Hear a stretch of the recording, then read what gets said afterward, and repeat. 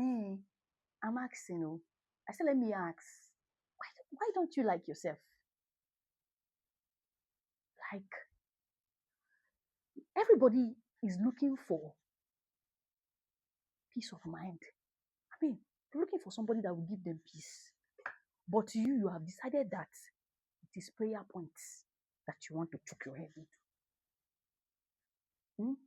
See, you have seen that this person is giving, I mean, he has not married you yet.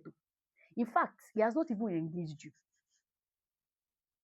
You are already going for counseling. You are already looking for a therapist. Since you met this guy, your BP has risen. Eh? You don't have rest of mind.